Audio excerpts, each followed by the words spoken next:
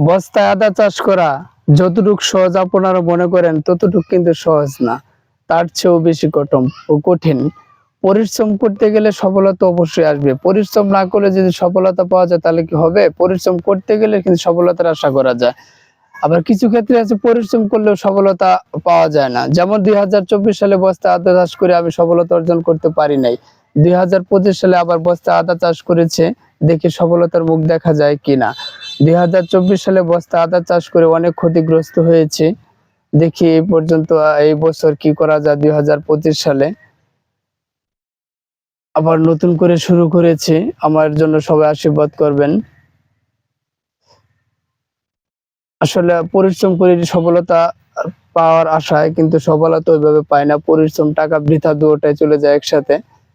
তারপরেও আবার ২০২৫ সালে চেষ্টা করতেছি, দেখি কি করা যায়।